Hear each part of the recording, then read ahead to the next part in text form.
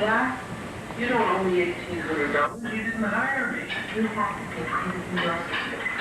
And that there should be some See? Got the IRS issue for employment on the road. I just love the way you put things, sir. Then it's a sharing check. You figure that 10% of whatever the IRS collects on the research farm will come closer to $75,000. 75 sheets. Yeah, the 45. Little House, Monday at 8/7 Central and Market. Then on Tuesday night from London, Bob hosts an international extravaganza celebrating Queen Elizabeth's Silver Jubilee. America Salutes the Queen, Tuesday at 8/7 Central on NBC. Stay tuned now for Miss Teenage America 1978 next. Teenage America? World television premiere, the return of the incredible Hulk.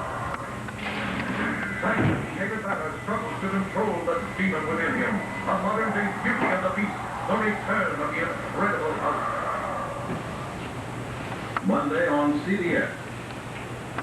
You can just friends, tonight is time to pursue the music. Happy birthday, Well, another time.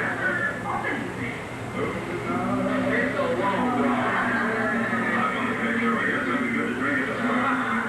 When you want the taste of a truly great beer, tonight, let it be Lowen. Okay for you today? No. It's good for Ask your eye doctor if you can wear them too. He'll give you easy directions for laser. I want to get a chance to read that book with And if you ever have any eye problems, consult your eye doctor. Mike in Hollywood.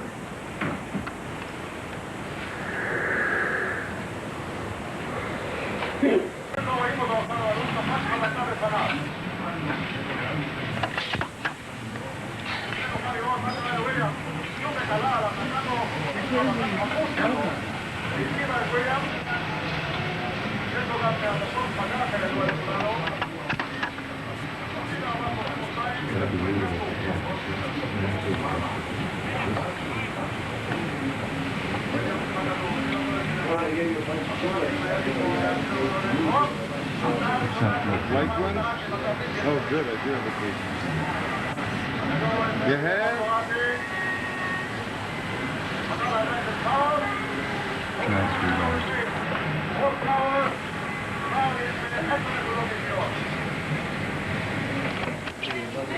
No, that's the waiting for.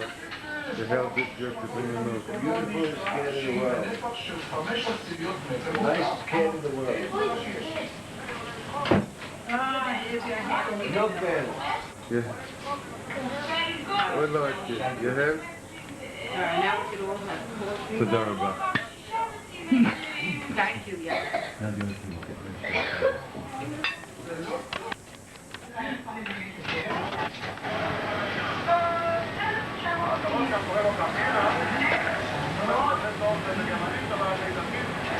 Now tell me, Dad, what do you see in this thing?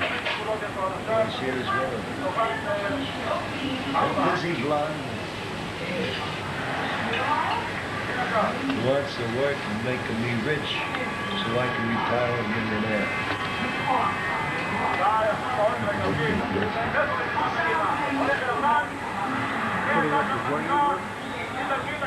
What do you want the money for? Hang around. Maybe you could interview each other. See, what I was interested first of all is family background. What do you know about where your family came from? My family came from a small town in Like Poland. in school, right? And the name of it, as far as I know, and they used to pronounce it Pershezvika. We never found it on the map, but it was once Poland and it's now part of Austria, if such a town still exists. And, The Brunner? Mm-hmm. The red light? Yeah. when my father found out that war was imminent, What year was that? that was in 1914, they immediately set out for the United States. So 1914, your father came with all the family? Just my mother and father He came. was alive then. So, And there was no children, there was just the two of them, and whatever they could take with them, which wasn't very much. And they came to Greenpoint, because that's where my mother's brother lived. And what happened then? Oh. What happened was my father had a very good education in many languages, but very little, spoke very little English. So everyone thought he should go to school, but he said he was too old and he didn't want to go. But he was offered a job by Satonsfield, who was my mother's cousin. They owned a very big butcher store right near where my uncle lived. And my Uncle Joe, my mother's brother, worked, well, he was actually a partner, silent partner in the business. But he wanted to teach my father to be a butcher. He said no. My father's sister lived in Borough Park, and she offered, her husband that is, offered to teach him to be a furrier since he had his own fur business. But he didn't want that. Instead, he did get a job, and it was the Swift Meat Packing Company. And that's where he worked. Was the issue that he wanted to get a job by himself? Yeah, he He was wanted to get very his own independent, very stubborn. Okay. He wanted to, but the interesting. during the years that he worked there, he stood in water, sort of knee-high, The ice box. like ice box and stuff, and he eventually got crippling arthritis, and later on couldn't work. And that was, You know how old he was when he came to the United States? I actually never knew. All I know is there's a difference of 10 years in age between my mother and father, but I never really knew their actual age. My mother must have been in her, I guess, in her 20s, my father in his 30s, late 30s. That's what I assumed from the ages that they died. But we never really knew birthdays or ages. You know, years ago in Europe, they knew their birthday by certain holidays, a week before this holiday or a week after the other holiday. And that's how they judged ages. Yeah. I have an idea. Yeah. I would like to say, let's just say that part, where you just asked about, Yeah. I just got like the family background. And you be the interviewer to Dad about his family background. Then we'll go on. I have several topics in mind. With family background and childhood. Especially his growth. What was it like being the youngest of 8 children? No, first I'd like to know his family background. Oh, My father came over about 1904. He came over from Blitzia. And when he came over first himself, and he got himself a job, and he worked a couple of years, and he went back to my mother, knocked her up, had a baby, came back to the United States, worked again for another year and a half, went back to, he went back 3 times without much to my mother, who was still in Blitzia. When she had 3 children, they came over to the United States, it must have been in the year 1904 or 5. And my 2 sisters more were born in the United States. So there was 5 girls, and then there was 2 brothers and myself. I was the 8th child of the family. The children are all spaced about 2 to 2.5 years apart. In fact, my 2 brothers and I were born June 29th, July 3rd, and July 4th. exactly. I was born July 3rd, so they were conceived at the same period each time at a 2-year interval. We first lived in a city for a while, and then all I remember is the city part. And my mother had a fruit store where my father worked. My mother was illiterate, couldn't read or write English or any other language, but she was very brilliant in figures, and her memory was terrific that she could remember everybody who owed her a penny and was able to add a great amount of figures. And when I was about 5 years old, we moved to Borough Park, and we stayed there for about 6 years. Then we moved to 50th Street and Fort Allen Parkway, which they also bought their own home. And that's where I stayed till I got married. And Then I met my girlfriend Clara, and we got married. My mother fell in love with her right away, and she said, "That's the girl for you." And we got married. We used to spend weekends in the mountains or at my house. And we got married in July, on my birthday, July 3rd, 1938. What else you want to know? The rest you know. You became pregnant. You became pregnant 2.5 years. You became pregnant 2.5 years after our marriage. I'm curious A how year you... and a half after. A year and a half after our marriage. I'm curious how She you... said my mother fell in love with me. How about you? You I didn't ask that one. That's right. I fell in love with you too. But I mean, Rather not it. but How did your parents arrange that they conceived every 2 years at the same time and didn't the other times? well, my father was a furrier. So And he would stay in the States for a year or so. And when it was off season, he would go back to Europe, where my mother was. And they continued their romance. They were married then. And she had 3 sisters born in Europe. My 4th sister, Lily, was born in the United States. My sister, Min, was born in the United I States. understand his birth control method when he's traveling back and forth between Europe and the United States. But once they came to the United States, how did he manage after that? Well, my mother most likely nursed the baby for a year and a half, or a year, 15 months, and then she conceived again. My father loved sex. So, wait, nursing the baby doesn't mean that she can't become pregnant. Well, evidently they didn't become pregnant because we were all exactly 2 years apart. Right, but I'm saying how'd they do that? I Because didn't ask my father. nursing the baby doesn't stop I you know, from but getting pregnant. that was a myth. That all you people believed at that time, because I remember my mother saying the same thing. We're 2 years, Vidi and I were 2.5 years apart, Irving and I are 2 years apart. She said, I nursed clean, meaning that she didn't get her every menstrual period. And by not getting the period, that she felt she was safe and couldn't become pregnant. Right, But that was, no, I mean, they didn't know that. That was something they all believed. Well, it's actually still a common That's why belief they here say- in Israel. Yeah. A lot of in the hospital, the women that, especially the Orientals, Uh, or the religious women that don't use contraception, believe that as long as they're nursing, they can't get pregnant. But it's perfectly clear in the refit, with the dairy, where the cows are being milked all the time, they're always nursing, and yet they're still getting pregnant. yeah. Well, I think they found that out afterwards, but that was definitely a common belief. Believing it sometimes makes it work. I don't know. It seemed to work. They had Seemed to work spaced with 2 my years, family. the same in my In family. fact, I would have had a younger brother if my mother didn't have an accident when I was about 5 years old. She was in an accident and she had a miscarriage. A car accident? No, it was, she had Dumbwaiter. a dumbwaiter in the house where they used to take vegetables up and down to the basement. They always used to be a stock of potatoes and onions and stuff in the basement. And they used that to put the stuff in and bring it up from downstairs. And the thing broke on her and she was caught in there. And she had an accident and she was...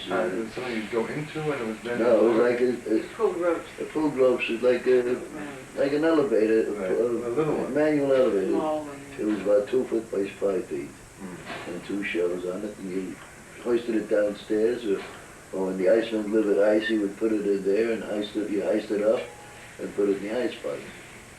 You didn't have Frigidaires in Right. those days. So how did she get the cord The broke? cord broke and her head was caught. Fell on her. And I Fell on her. And then, so she had a miscarriage, and they said, they'll stop manufacturing. They stopped the manufacturing business then. When they stopped now. They He made there's no more babies Oh, after that. That's where he was putting it. Stuff like that. Well, you know, one of the things I want to get on tape was Yeah. the names. Like, where did your parents come from? Let's see it. Right, but now, Poland. Poland. Your parents is Philip and Philip and Rebecca. Rebecca, which was Rebecca. Jewish name was Fischel and Getriebe. I got a daughter named Now, do you after. know their parents' name? My mother's parents' name was, I don't remember offhand. Because you never met them. No, my grandfather lived in a house in my Aunt Jenny's house. Wait, that's He only died at 95. good age. So now what, My mother's parents... that's your father's father. That was 95. My mother's father. Your mother's, what was his name? Which I can't think of his David, name. no, it wasn't No, David. That wouldn't be any of our names. None of us, he was alive when we were born.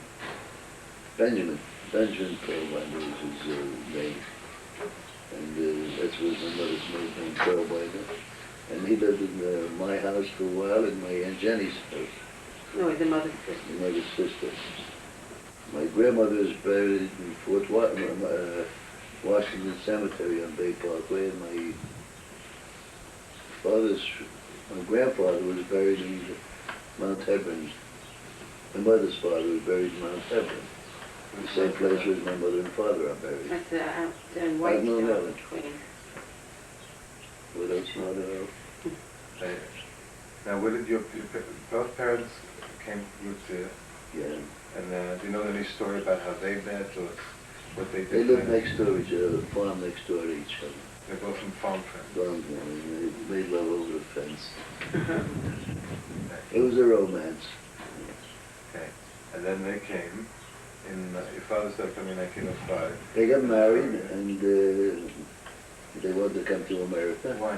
What made them? Did he have? Well, from Poland, the livelihood, the life was not Was anyone in your family religious? No. My grandfather was. Benjamin.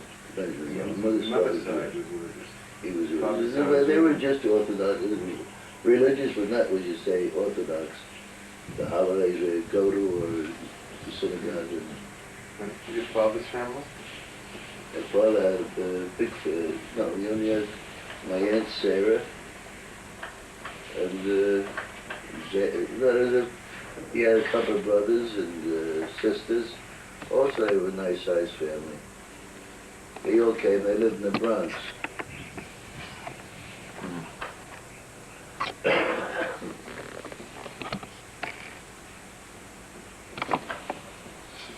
Huh. My mother had a brother Max, a brother Julian, not Julius, Joe, and then my Aunt Jenny. I think that's all my mother's family, 2 brothers and a sister. My father had a big family. There was 3 sisters and a few brothers, a couple of brothers. Zalik, I remember, and Gussie. You know anything about that? Everybody keeps their name Meltzer? Yes, but the funny thing, my father's brother spelled his name M-E-L-Z-E-R, and one of them spelled M-A-L-T-S-E-R. It was just when they came over from the boat, and when they came over, that's how they wrote it on the arrival of the other side. Meltzer and Meltzer. Always Meltzer. It was all Meltzer. Mine was spelled M-E-L-T-Z-E-R, the other one is M-E-L-Z-E-R, and one was M-E-L-T-S-E-R. But it was all the same sound. Now you were thinking to your mother about her childhood. Well, childhood I know, but when I met her, she grew up. Before, from the time from like early memories till 13. Interview What? her. Well, I know all about it. What happened? When did you graduate high school? No, start from the beginning. It's easy. Where were you born? I was born in Greenpoint, 200 Freeman Street. In fact, my Uncle Joe, who you met afterwards, had still been living in that building. It was an apartment house, and there were very few Jewish people living in that building. It was a very mixed religion. We had Irish, we had Polish. However, the entire neighborhood of Greenpoint was definitely Polish. Most people there were of Polish descent. Now, my mother spoke Polish fluently and Yiddish. My father spoke Polish, Yiddish, Russian, German, and wrote and read all of these languages. Father was very educated. He had been brought up in a big city in Poland. My mother was on a farm. They had a farm. She lost her mother when she was very young. Her mother remarried. And so there were 3 children from the first husband, and then there were several from the second. Some I never met, because they were remained in Poland and later were killed. Who remarried? I remember, Who was it that remarried? my mother's mother remarried after her husband died. She was left with 3 very young children at the time. And I said the reason they came to Greenpoint, I said before, was because my Uncle Joe, her brother, lived there. So your mother lost her father Very when young. she was very young. You know, like what age? Yeah, but she knew her, the stepfather, Right, she had a stepfather, but her who grandfather brought died. them up, yeah. What age was she? I know the age. She said they were very young. I never went. I wish I had asked more about them. We never went into it. And her mother was still alive. Now the name Fear is the first husband? No, Fear is my father's name. Oh, It right. has nothing to do with my What mother. was your mother's maiden name? Gams, G-A-M-S. But is that the name of her first husband? Yes, that was her real father's name, Gams. She never took the name of the second husband. My mother never took that name. That was her name. I don't know. We never knew the name. But Gams is her name. And all that other family stayed in... Except for the children of one of the sisters, one of the half-sisters, came to Israel, as a matter of fact, much later when I was already married. As a matter of fact, I think it was after we had our children. And somehow or another, we didn't get to meet them until they were here quite a while. And when they were here, there's 2 girls and 2 boys. They brought over, they made it possible for the mother and father to come here. That's when I got to meet the family. And that was... And the mother and father was my one mother's half-sister and her husband. And then they didn't like being in Israel, the children that came over. They wanted to go to America. So they were only in Israel a very short while before they immigrated to America. And how my mother and father met, I don't know. All I know was it was not an arranged marriage because they didn't live anywhere near each other. But he met her and he fell in love with her. She was a very pretty girl. And, it was love. And they came from entirely different backgrounds. My mother couldn't read or write. And in fact, he taught her how to write her name. And her Jewish name was Mariam. But in English, she wrote Molly Fear. She always signed the Molly the way he taught it to her as Molly. But she was a very good cook. She sewed all our clothes, and she baked, and she was a very good housekeeper, you know. And I understand that at the beginning, they went to the mountains to get a job before my father started for this meat company. And she worked as a cook, and my father did odd jobs.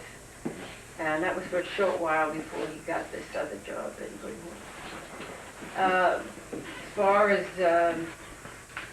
our childhood, well, we lived in 3 rooms. At that time, there was no electricity. We had gas.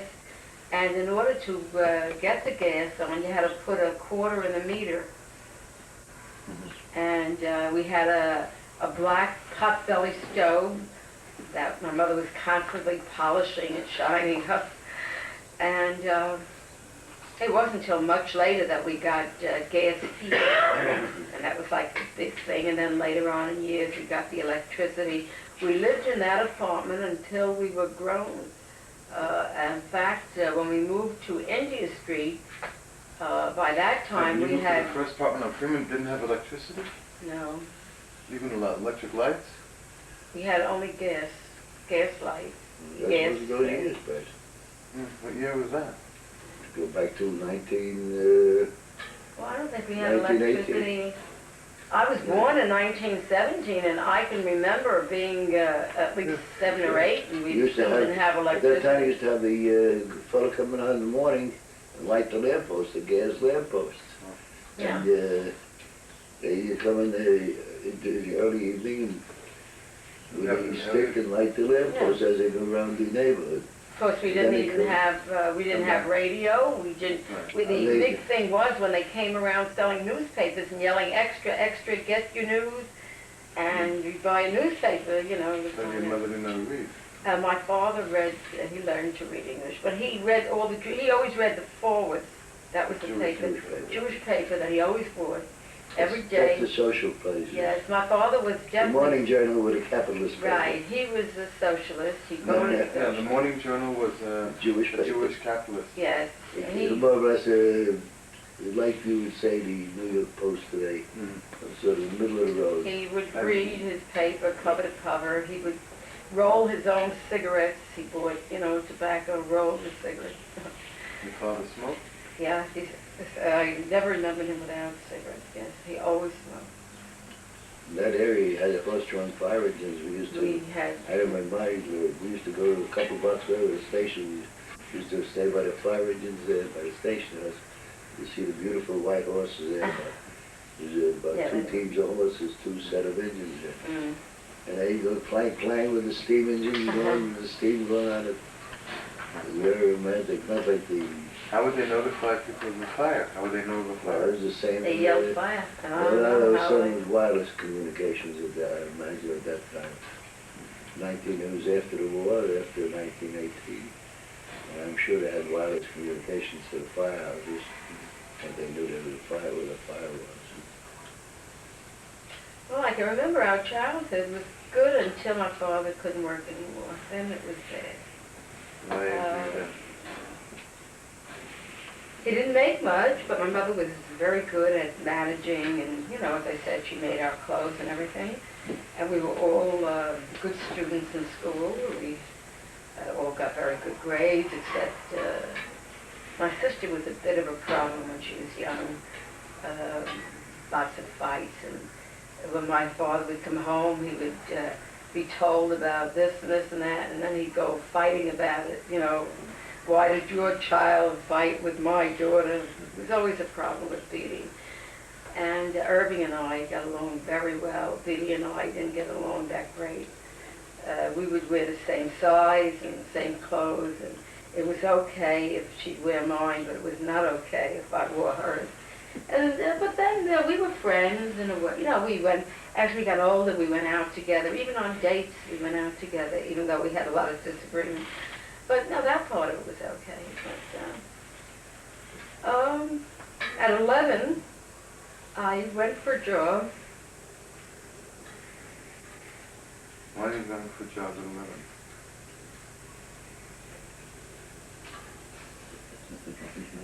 Time out.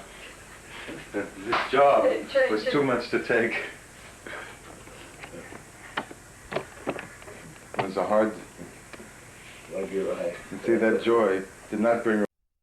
After we got married. But no, he was very serious. He was very much into business, and everything he ever talked about was store and business. Right. Then I met someone who was fun to be with, who was happy-go-lucky, and I see. so the contrast, yes. And And then, what was the second date like? yes, when I became engaged, When you to jumped? Dad, We came engaged, we went to the movies, it was bingo, and we won $2. We weren't engaged yet. No. We went to movies in Greenport, they used to give out dishes, and they used to have prizes, $1, $2. RKO was an RKO. So we won, I won a think it had a prize of $2 $2. prize. So I came home, I told my mother, we won $2, we opened the bank. He had the account. $2, he didn't even give it to me. He says, we opened the bank account. So his mother says, open the bank account, I'll give you $2 to match it. No, So she she gave us opened more. $4 She bank. gave us, no, we opened it more. She gave us $10. Whatever, that was ours, so we started a joint Then bank we tried to account. get engaged. So your mother had already met Clara. Oh yeah, we met Yeah. after a few times. She liked her right there, way Joyce.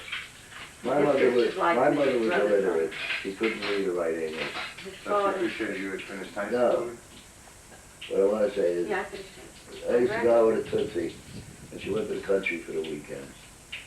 So she wrote me a letter to come up to see her. My mother doesn't know how to read. She gets the letter. All on the envelope is my name and address. She said, what do you want to have anything to do with that Clover?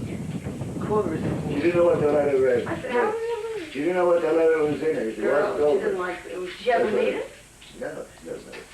You're the only one that ever met my family. But she, right away she knew that you were a piece of ass. So you didn't go? I didn't. No, then I was going out with Clara. Then I said, Then Oh, I he was said, serious from the beginning. then I was not good. I was bad. We used to see each other twice a week. One woman there in all my life. We used to see each other twice a week. Yes, I understand, Dad, you was caught by your breasts and your mother's cooking. What attracted you? I said he's happy-go-lucky. I didn't know he was not. I didn't know he was not responsible. I never would have gone out with him. He was very irresponsible. But I wasn't impressed by the car, and I wasn't impressed by him being worldly or telling me he traveled. You know, anything. Good. Humor is something you really look for in a Yeah, man. So that's why Ira says yeah, develop a he sense was of humor. humorous. He was good company. You know, we'd go out on. I don't know if he talked much in those days. I don't even realize. Yeah, you went to the movies for $1 or $1.25 the whole evening. $1 for the, maybe 80 cents for the movies and 20 cents for an ice cream. So of course you $1, $1.20 or $1. Yeah, but look what the pay was. I mean, money was also very, got paid. What did your mother like about You just like? You just like what? it? You just like it, More why? curious, more innocent. Listen, she's sort of a clean-cut kid. When she was. Two breasts and a tight sweater. Life is in the eyes of the beholder, right? Yeah, you know, life is in the eye. You know, Clara we used to go out, say, Saturday night. She used to come over to my house to sleep. Just the opposite. I probably used to sleep. Well, there's no place to sleep in my I house. probably used to sleep over the girls' house and I go used out to stay, Saturday, Sunday. we'd sleep because he had more room. He had all She room. had a room. We sit in the read the Jews, and we'd be this much away, but we still in there. Your sister Lily used to say, oh no, that's when we went to the country. So one weekend he used to drive his mother and father wasn't living in, to the country. So Lil went and we went. It was like a little farm house, you know. So I had my room and he had his room and Lily had a room and your mother and Lil had the same room or something, I don't remember. Well anyway, so we're reading the comics together, you know, and she come by and said, leave that door open, I don't want to see this. She was his sister. That was the funniest thing. Like that, 6 months? Yeah. Leave the door open. Then Dad, you carried that on with all you, Roberta. Don't close the door. That was where he got it from. Then it was a different world. It wasn't But your behavior didn't change. You still wanted the door open. It was different behavior, different behavior. That's why you always was at The your girl you marry, you don't fool around with. See, that was Ever. They had to have a... No, but you know, Then they had double standards. Right. A girl had to be the virgin. The boy could fool around and have as many dames. It didn't matter. My mother, I mean, that my was... mother used to No, always... my mother mother didn't like him fooling No, around. but I'm saying, but it was my mother okay used- for the boy my not mother to used to be when always he say got to me, married, but it had to Do be. not bring home a package. Right, but we're saying, what do you want to hang around with? What do you want from this woman? Don't have anything to do with this woman. That's not the double standard. She didn't want him to be with those sexually promiscuous... Maybe so. But my mother would take my clothes to the tailor. She liked prophylactics in them. And she always used to tell me, don't bring home a package. I'm saying it was double standard. What's that? They went down to the road. Huh? They went down the road, looking for where the games are. What is that? Games? Yeah. There's these rides, these kind of... Oh, amusement park. But it's not exactly an amusement park.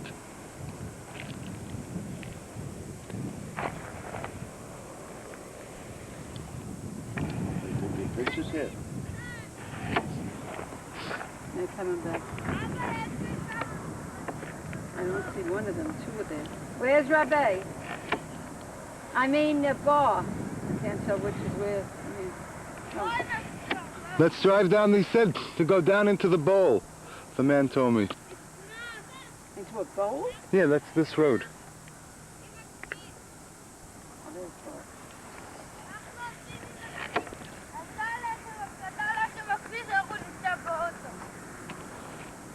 We get on telescope lens there too? Yeah. This is... How does it look? You see anything from there? No talking. Yeah, this talking. Did you find a place to go make sissy?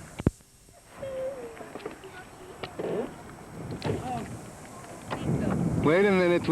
Wait for me, son. I can take a picture. It's all right. Is the door locked? Well, you're not going to wait for me? Wait. Wait for us. All right.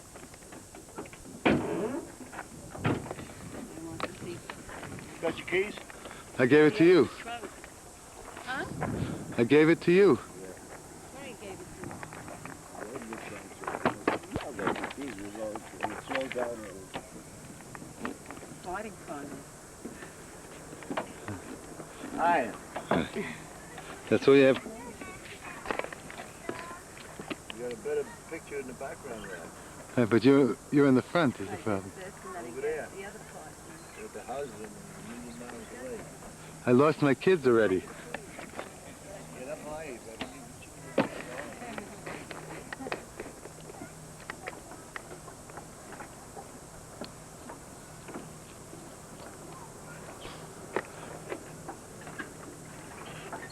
Oh, the bridge over the river Kwai. What was that? It's shaky. it doesn't move. That's all it Shaky. moves. Sure it does. No, it doesn't. I thought it moved. Did you see it shaking? Very nice. Good movement. Good hip movement. Sir. Hi there, boy. Leave your hat on. Found one of the kids. Slide down the pole here, the fire pole. That's another thing you could do. What? That's another thing he offers you to do. What's that? You want to do it? Yeah, there's so many things. Milton. There's so many things that the kids can do. That's what אתה יכול לרדת מעמוד כזה? Oh, that's it. Ah. A fireman. Now you could be a fireman, Yahoo. How you get back up now? Bar? You got to be a fireman. Your turn to go down the pole. Down a sliding pond. Come here. Pole. Go down the pole. Go down the sliding. See, go down the pole. Yeah. Hey, down the sliding pond. No, Bar. The pole. No, the pole. Like Yahoo. Be careful. Reve won't do what he can't. I think Bar is a little afraid of it. Gotta put your feet around the pole. That's it. Yeah, over here. Now you could be a fireman in America. How'd you come up so quick? Here he is again. Oh, that's a right good idea. You How do you have come up? do it again, and watch. Do it again, Your dad will follow you. and then wait a minute. How do you get up? Hold it. There, do it again. Okay. Okay.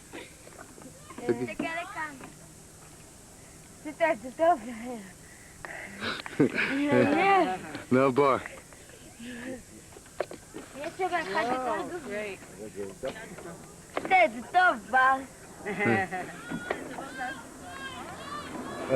Uh-oh. Wait. Let's go over there. What are you doing? Okay, Yahel, open the window. And תסביר מה קרה. מה קרה לך? אני ראיתי שאתה קיבלת פצע, נכון? רגע, open the button. Women here, take a look. Take on the other side of the car over there. Over here's a good spot. No, let's see, take a picture of your knee. Which knee is it? Go behind one of the cars. Over there. Oh, right there. Now, מה קרה? Nobody.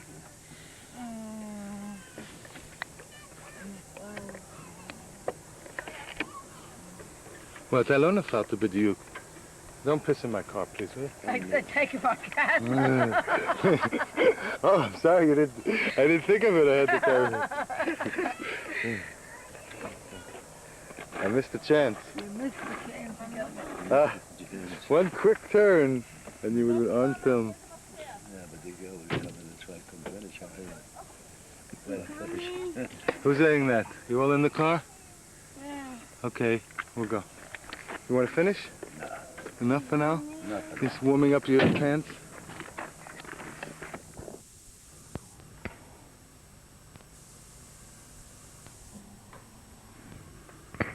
Hello. What you're seeing now is the first use of the jacuzzi in August 1985. This is the time of my parents' visit. It wasn't quite finished. It's set up. The previous pictures at the swimming pool was in the summer of 1984. Now here you see my new house from the large marpeset upstairs, and there's bar in the corner, and there's a view of Jerusalem in its living monotonic color, and then the distance is the entrance to the Tel Aviv Road, and there's the cemetery. Okay. Just a constant reminder of where we're going from here. Here's the equipment with the pumps and hoses and all the paraphernalia. On the other side of my house, there's the woods behind next to me. A lot of equipment. Now I'm going to let you see how loud and obnoxious this sound is by shutting off this dub. So now for the next piece, I'm going to see the kids in the jacuzzi and the visit of the Bloom family with the arrival of the Bloom family to visit with this dinner for my parents and Bill and Pam and their parents. Okay, so I'm just going to pause for a second. Pause for a second and give you some of the original sound. Okay, press pause. Bye. Wait, wait, wait!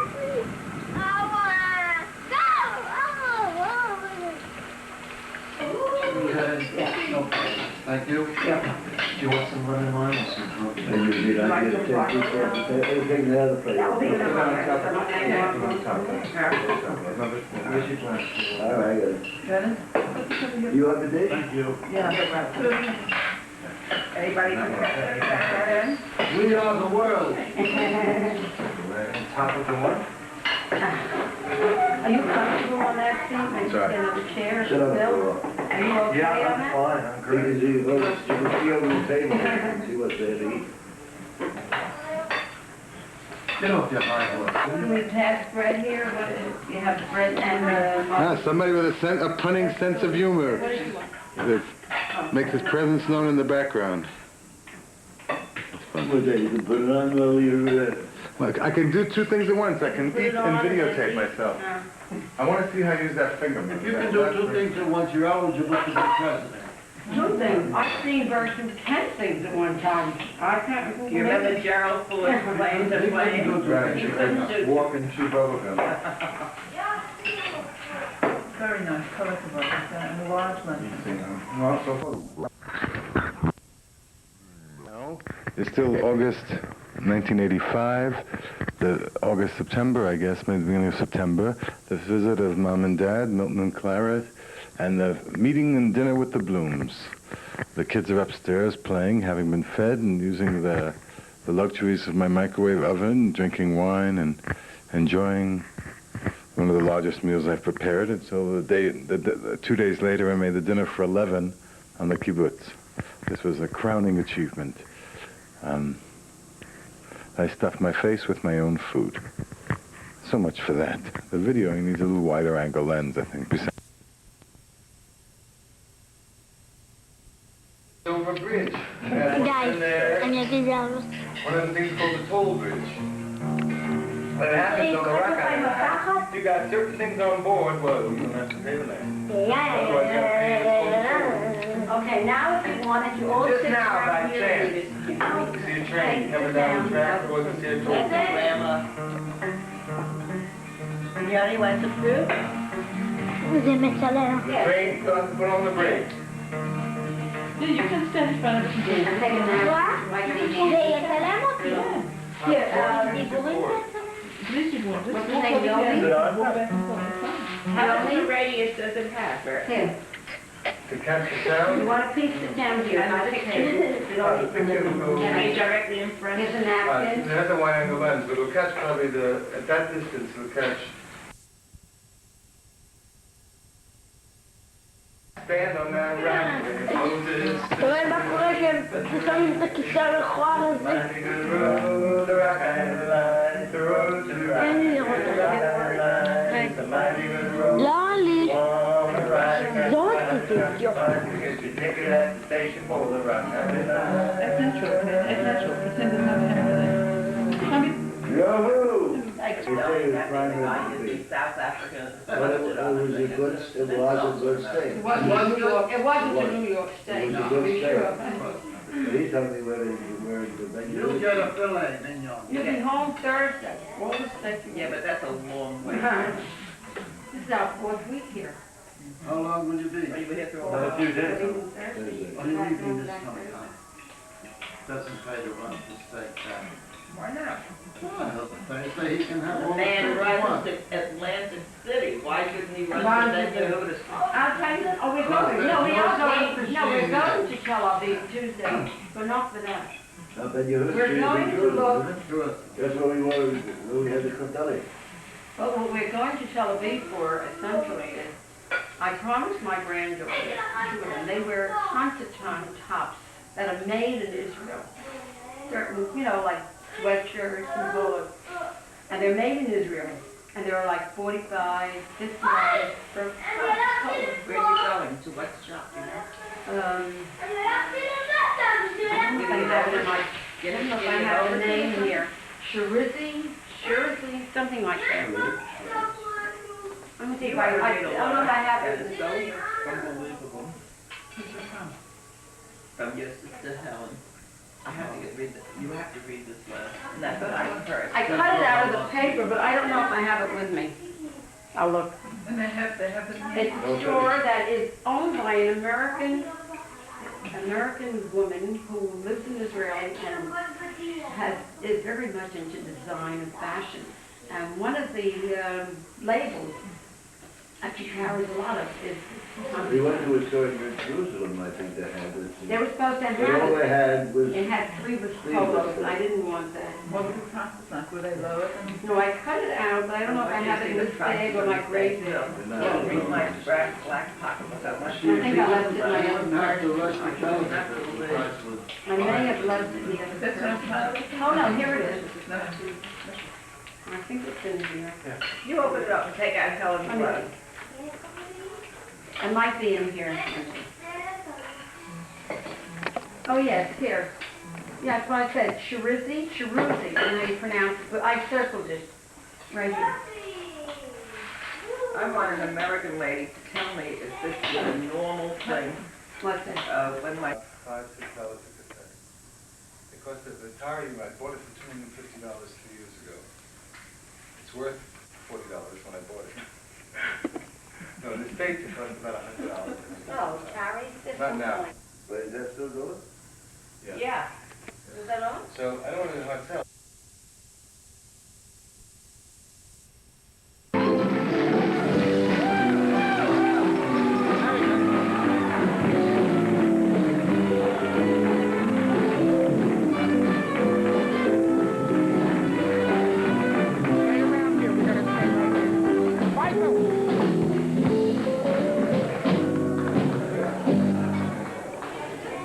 Okay. We would like to call upon Grandpa Milton and Grandma Clara to say the Emmons Ave of the Challah.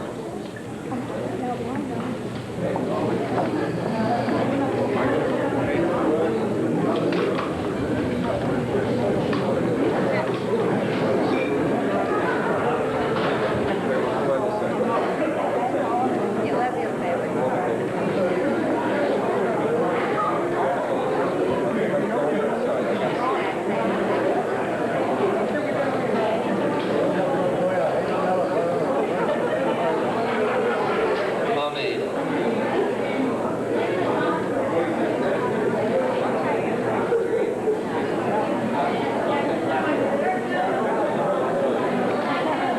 Ladies and gentlemen, we'd like your attention now, please. Shh. Baruch atah Adonai Eloheinu melech haolam, haMoshe ben Hora.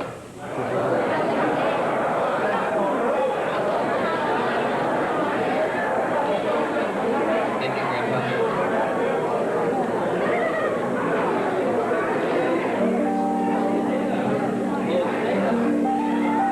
Thank you, Grandpa.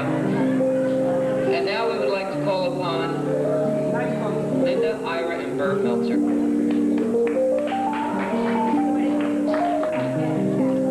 There you go. Microphone.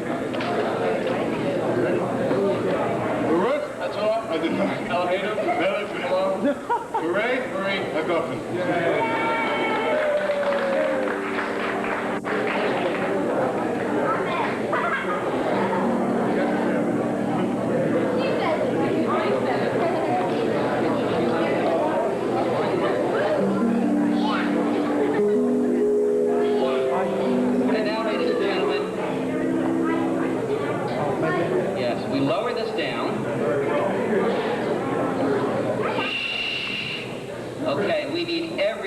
attention now, because Leslie has a few words. Please join me on the same church to my elder sister Amy. Amy, I wish you much luck in your coming years. May all your wishes come true. May you be blessed with years of happiness. And may you continue to take good care of the clothes which I will inherit. Amy is the greatest sister. You probably get through a lot of important things. I love you and thank you.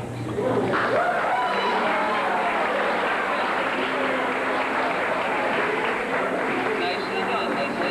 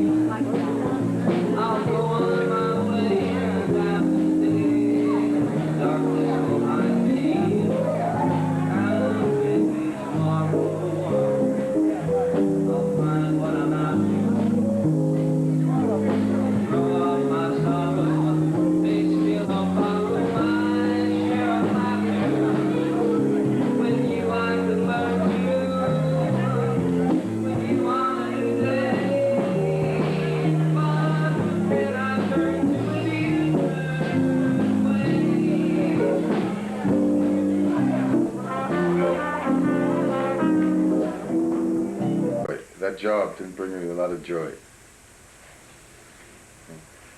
Okay, let's turn to another subject, what I recover. Okay. Besides, you didn't light the fires, you just watched the fire engines? Dad followed them afterwards. That's what he said. I still follow. You I followed still fire, follow and with he cars. followed fire. We come home at day 2 o'clock, 3 o'clock. He used to so follow the engine. I thought it was some kind of a fireboat. So the engine's there running. I used to follow with the car. I used to always do that. That was left over from the days of the horses. Yeah. Did you ever want to be a fireman? Nah. I always asked him then. No. No? Yeah, I liked everything, nothing in particular. I liked sports a little bit. My school was pretty good. I went to college, but it didn't last long.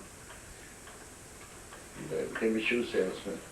I want to know about the childhood side. You jumped too fast. I was the youngest of 8 children. Okay. So I assume I you had 2 had older brothers and 5 older sisters. I assume then you had 3 fathers and 6 mothers. No, some weren't Why some of 3 your fathers? sisters out, well, 2 older brothers. Weren't some of your sisters out by that time? Were they married? Nah. My sister Shirley got married when we lived on 45th Street. And she moved the apartment across the street.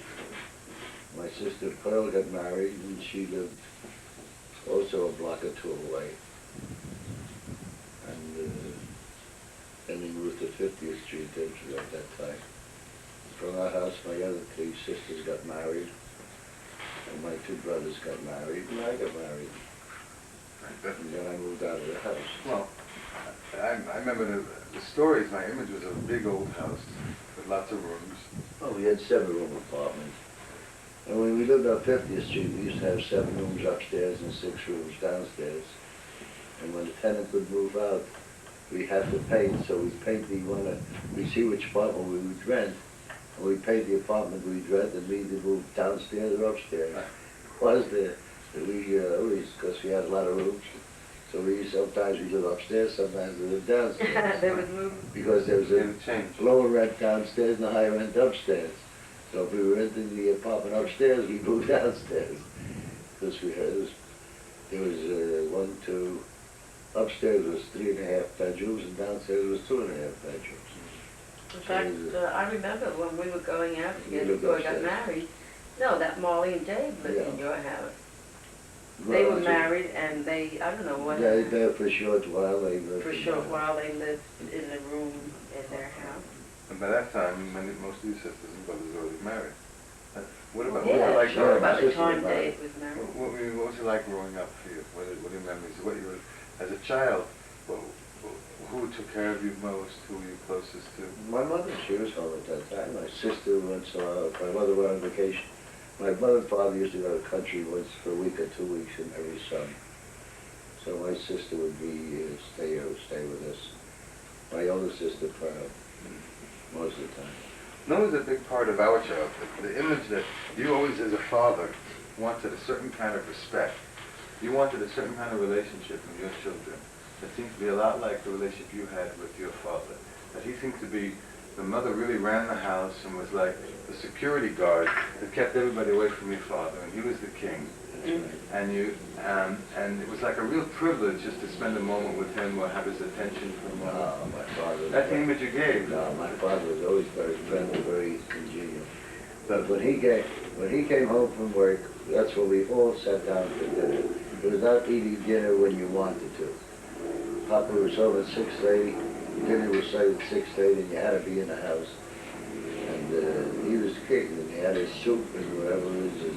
He had soup nearly every day because he worked with furs and was a stinking kind of work. But we all loved my father. And my mother, she was the boss. If we wanted anything, she had to go through her hands. Buy clothing or anything was through her hands. But he would go with us. My father would go so we wanted shoes or anything. When we go with my father, he would buy the best shoes. We go with mothers, we'd buy Tommy cans or Myers shoes, cheaper shoes. But what was it that was about your father that you wanted to have? I know there was something that I always felt that we were never, as children, giving you the kind of respect or something that your father had from his children, that you always felt that would make you angry. My father said it was day. And my father said it's night, it's night. And same with my mother. She said it's day, and if it's night, it's night. Was it basically then just the respect of children to the parents that changed, or? No, I don't think it was respect. I think it was just, that's the way we loved them, and that's the way it was supposed to be, and that's the way it was. It wasn't, that's the way things were, my opinion, and that's how I imagine they were. So what happened, what did it do to you when you ended up having three very opinionated kids who would talk back, who wouldn't, if you'd say day, we'd say it's night.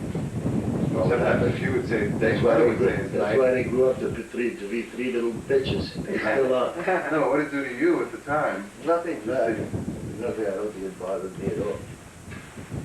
Wait. This chair is cool. You want to move it somewhere? What else you want to know? I mean, well, I thought there would be times that you were insulted or angry or hurt, but you didn't get that kind of... No, I don't think, I think, to me, nothing, I don't think, that's my problem. I think nothing ever really bothered me. Never, if my father, for a minute, I wouldn't hold grudges.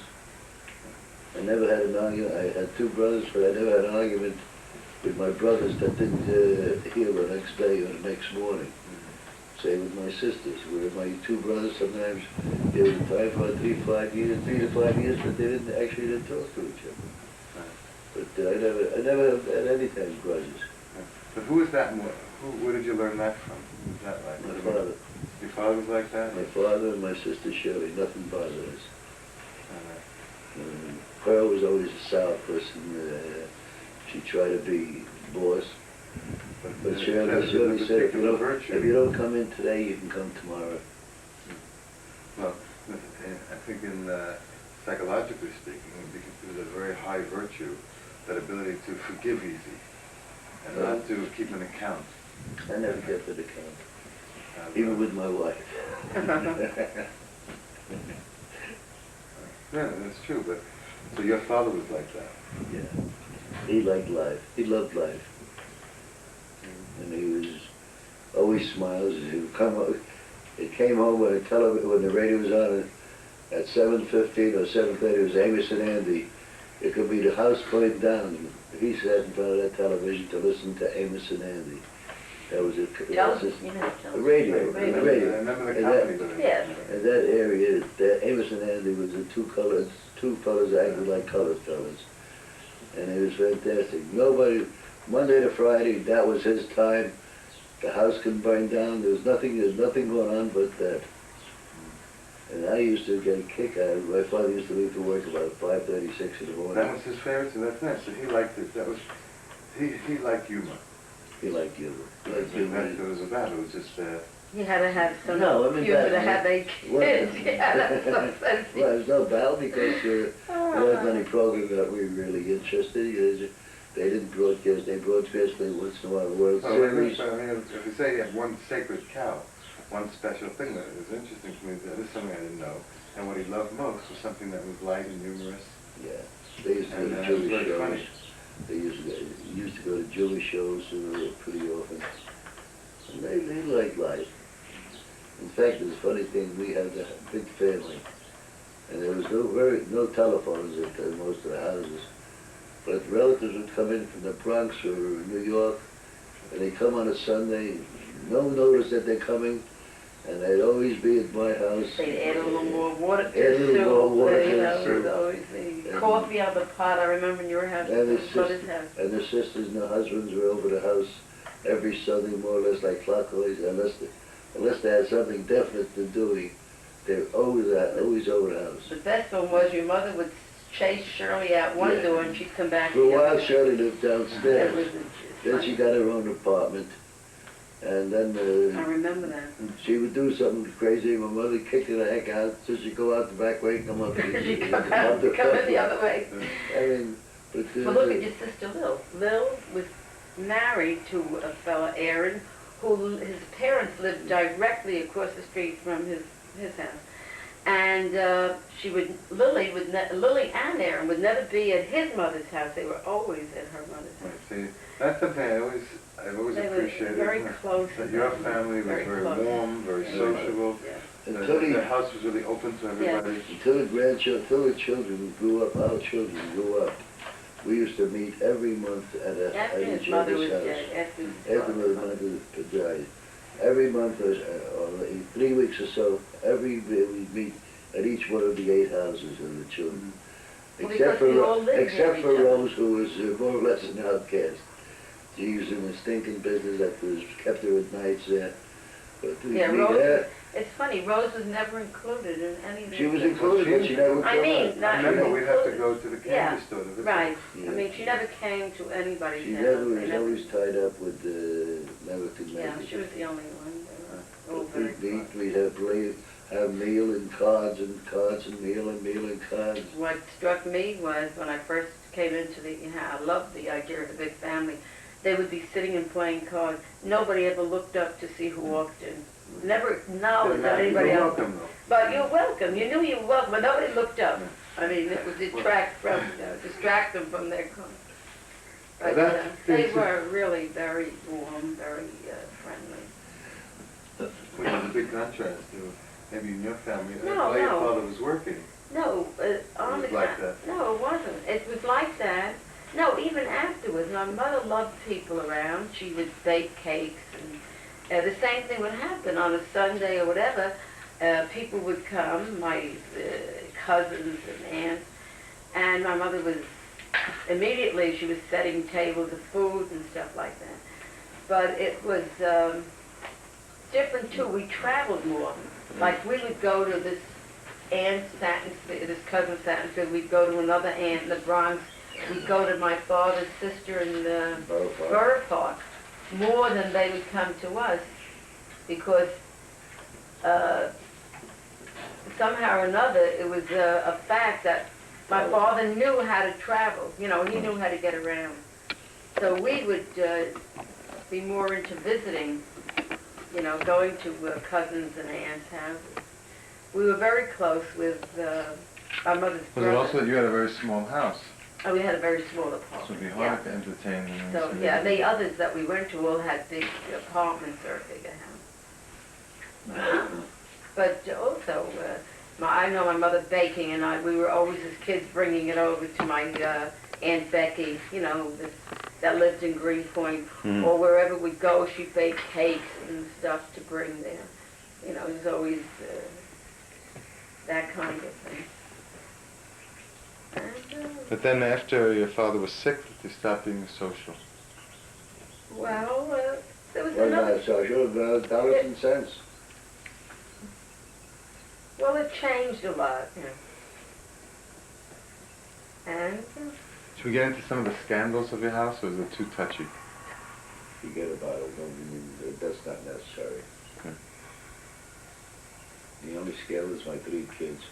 Should I tell about your scandals? Yeah. Tell her how each of us were born. Yeah. I can tell about that.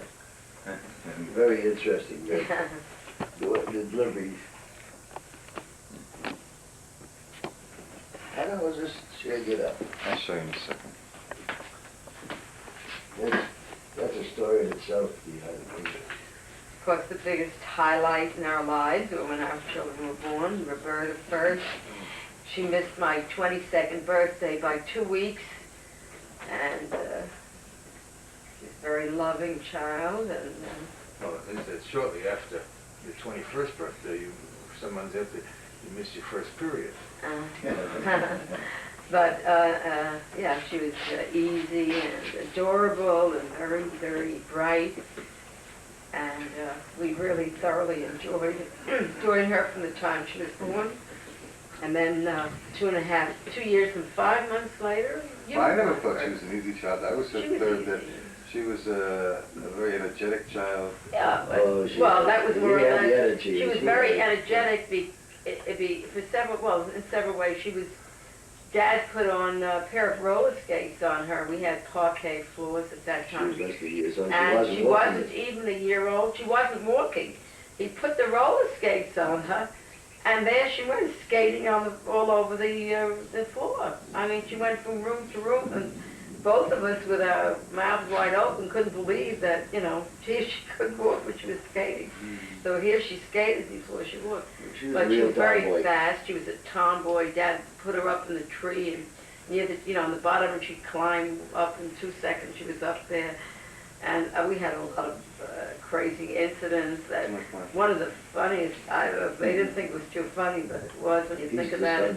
On an Easter Sunday, I was doing cooking and making lunch or whatever, and Dad took her outside right under our window. We lived on the ground floor. And all the neighbors were there. All of us, was out there talking to the neighbors, to friends that were, a lot of people our age, we were very friendly with. And I went in the house. And all of a sudden I hear someone yelling. I went to the window, and this man was walking past with a little girl, all dressed up in Easter clothes, you know, a straw hat, a light color coat, and whatever.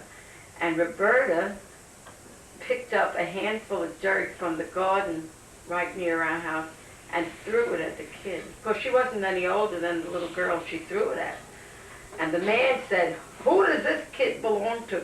And all the guys just walked away, including her father. And I stood by the window. I couldn't believe what I was seeing. And nobody answered. Everybody walked away. And he started yelling at her, you know, for doing that. And she took it very nonchalant. That was the end of it. But that was clever. She did. One day she would play outside a lot with all the kids. And one day she decided to take a walk. She was about 2 years old, 2.5. Oh, must have been after you were born, about 2.5. And I look out, because I put her like in the garden. There was a gate around under our window. And she was safe there. She'd play there with her dolls, carriages and stuff, and other kids there. And then all of a sudden, you know, I would check every little while and see where she is. So when I didn't see her and I called her, I went outside, figuring she'd walked all around somewhere, you know, around the house, and she wasn't there. Asked the kids, they didn't know where she went. She took a walk all around the block. She had to climb over the fence. She had to, oh yeah, she could. Oh, well, I knew she could climb over the fence. We knew that. She did that more than once. But she took, the first time, she took off. She walked all around the block and came back. She walked down 68th to Bay Parkway, up 69th, that big street, you know, and came back. How old was she then? She was 2.5. Wow. It was an adventure, you know, she just took off. But, she was very, she was a leader. Every kid in the house wanted to play with Roberta. The mothers would knock on my door and say, "Please tell Roberta to play with my child." If Roberta got angry at them for any reason, she'd beat the hell out of them. They'd be an outcast, because if Roberta didn't play with her, none of the kids would play with the other child. Even including boys. It was girls and boys. It wasn't just girls. Was she an easy delivery? Yes, I had all very easy delivery. Well, tell about your delivery. She's interested now. In fact, yes. In fact, with the first one, I went the full 9 months, and I waited, you know, called my doctor sort of the last minute, and went in the hospital. You sent me home. And he sent Dad home and said, "Oh, she won't give birth for several hours, so if you want to go home, it's okay, I'll call you." And he no sooner got into the house, and he got a call that I had given birth to a girl. And with Viewbird, it was, I was a week in the 9th month, 1 week, and I got up that morning and my water broke. And I called the doctor and I said, I don't know what's happening, but water is pouring out. And he said, "Oh, your water broke." He said, "Well, I tell you what, come over here and let me examine you, and we'll see what's what." So we took Roberta to my mother, and we asked her to please, we would be back in a little while, the doctor's going to check me. I didn't want to take her into the office there and see what's what. And she said, all right, she agreed. And we went over to the office, and he said, "Well, your water broke, but I don't know how long it would be before you give birth, and being that it's ahead of time, go into the hospital and let them give you an examination there and see what's wrong." So we did. We went over to the Brooklyn Jewish Hospital, and they took me right in, and they did all the preliminaries for giving birth. And after taking the finger part of how many fingers or whatever they do, they said, "Listen, it's okay for you to leave the hospital. But if the first pains you get, come right back. I don't think that's necessary for you to stay here." with that, they told me to get dressed, and it was okay. So Dad says, well, as long as Roberta was at your mother's, let's go to a movie. This was now Okay. in the afternoon? That was Yeah, now yeah. afternoon, and we called my You went in the mother. morning to the We left in the doctor. morning to doctor's They afternoon. first went to my mother-in-law and... Yeah, it was to afternoon. It was About afternoon. 1 o'clock, we stopped for lunch, and we went to Lois King's Ah, there was hotel. an afternoon movie. That was afternoon Yeah, movie. And we went to see the Philadelphia Story with Spencer Tracy and Katharine Hepburn. And while sitting there, I felt something, we had seen maybe half, I think it was about half the picture. And I got the craziest sensation that I was feeling a head between my legs.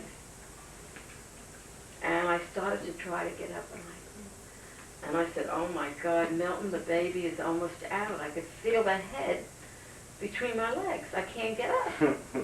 So he said, all right.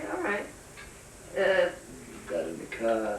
He said, How'd oh, you 1 get to minute, the car? I'll bring the car around. I'll bring the car in front of the movie. So I said, no, I want to go with you. I'm not sitting here. I mean, I'm going to. I thought you couldn't get up. So. I found that I could, so anyway, he helped me up from the seat. I got up. What time was Passed all the this? lights. It must have been about, 2 o'clock. oh, 3 no, it o'clock. was much later than that. It 3 was about o'clock, 3:30. 3:30. I remember the sun was going down. And it was April, the sun was going down. It was just starting to get... And I passed all the lights. So- Well, no, like you The sun forgot the coming. main thing. He walks, with all that, he had the presence of mind to go over to the one he No, paid the money for. No, I came back to that. After, No, you after said- you gave birth, I came back to it.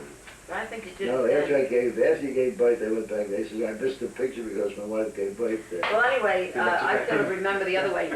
But I remember that he passed every light. That would never be Dad's behavior to worry about that. Later I could see it. Oh, maybe. I don't know. I Makes thought he sense. went in and He would, answered. you might, if it was reversed and he was Maybe, getting yeah, I you sort of would need to pictured get it. your money back. Well, anyway, he didn't ask for his money back. He asked for Yeah, he just passed. a pass to see the rest of the picture.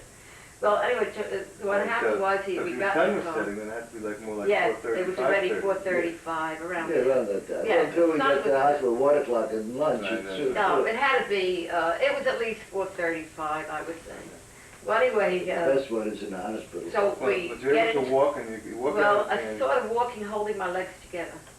It was hard. I was shuffling along, get some more, get Nice something. picture. And immediately, he ran in and said, we need a chair or something to bring, my wife. They came out with a wheelchair and I got in there. And they took me right into delivery. And the people that were in labor and saw them sort of push me through into them, they said, it isn't fair. She just came in. Why is she going in labor? We're lady. All these, I swear, this is fair. And here was, And I went right into labor and gave birth in 2 minutes. They said to so I Dad, was there about 5 minutes and got parked the car, and I was there about 5 minutes. And there was 3 or 4 men waiting there, for the wives upstairs. So they said, they call you to give you the wife's clothing.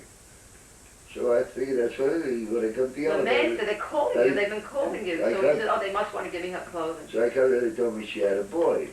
But He but said, the doctor wasn't there yet. She my came- doctor never made it. Dr. Newman never The arrived. doctor who said you didn't have to be in the hospital, Dr. Newman never made it. So I was delivered by whoever was there. But I saw I was not under any anesthesia because there was no time for anything. I gave Then the birth. doctor It came. was a very Roberta gave easy you birth. anesthesia? Yes, with Roberta they gave me an anesthesia. They did in those days. They didn't even ask you. There was no natural child. I was really in a hurry So to be born. actually, you were in a hurry to be born. It was so fast and it was unbelievable. Dr. Newman came in and said she had a baby 4 pounds, no. So I said, 4 pounds and no ounces? I couldn't believe you. There's no Anyway, bargain. so I said, I just saw him for a second. I want to see the baby. He said, you can't see. Then when he came and spoke to me, you can't see the baby because he's only 4 pounds. I said, I don't believe you. Something is wrong. I want to see him. Okay, you want to see him? Well, tomorrow we'll take you down to see him. I said, no, I want to see him now. It was on another floor. So they took me down, and they showed me that you were in a hot crib. But I said, I want to see all the parts. I want to see that he's okay. They opened the blanket. His brain wasn't there. Saw all the fingers and all the toes. And I saw that you were perfect. Then I was saw there the the blue night eyes. combing your hair. And the next day they were brushing your hair, I was and they there. all, every nurse fell in love with this little preemie. All the nurses. They called you little preemie. Really pretty. And we came every They gave day. you too much oxygen. Well, I tell you. no, they did something to your eyes. Your eyes, I think, is what. No, I mean, with That's premature the baby, effect the of sexy eyes. With oxygen. Yeah, probably. But anyway. Also goes with this kind of brain damage. No, but I think you guys, But, for me, you just sit in front of television with your face right against the And that could have television. been true. But I anyway, believe that really the nice more than- part of what happened was I was very shook up that I was leaving the hospital without you. That was a terrible traumatic. Well, let me see, wait, so You were, So I you was there actually, for 10 days. You got there about 5:30 yeah, to the hospital. and gave birth immediately. It had to be Wait a minute. before 6 o'clock. Between 5:30 and 6. Between I always thought it was one about 8 at night. 'Cause I forgot that it was movies. just, Movies start in the States. it was the afternoon. When I try to remember it, the people who did my astrology charts, I sort of thought of the movie starting at 4 in the afternoon. No, they had movies from 12 o'clock, 12:30, 1 o'clock continuous yeah. before. So I've always, I have yet to have an honest astrology chart, because I've always estimated about 8 o'clock.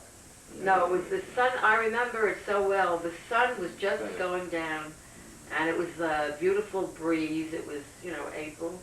It was lovely weather. And, but then after that, I was there for 10 days. Every day I would come down to they would take me down to your nursery, and they would let me feed you. First it was an eye dropper. It was mother's milk you were getting, but not for me, because I didn't have it. They couldn't pump any milk for me. So what they did, I didn't have it. So you breastfed Roberta. I breastfed Roberta and had to give her a bottle. There was never enough milk. I used to think all of that. But what happened was that... You used to what? Take the milk out so you can No, but anyway, I would put you to my breast when, I couldn't put you. You would, Roberta, and so they would give her a supplementary with a bottle. But with you, it was mother's milk you were getting at the hospital. You had to pay for mother's milk to make sure. But at the beginning it was an eye drop, and then finally it was a bottle. But you were a bargain. We had hospitalization. And you're supposed to be semi-private, 2 in a room. But that was a world baby, and there was a lot of babies. Yeah, so... So after you were in there, I got a rebate because we paid for the breast, for the preemie extra. No, but we had to pay for the use of the premature nursery. But because I was not in semi-private, they put me in with more people. 6 pregnant, 6 mothers. Women.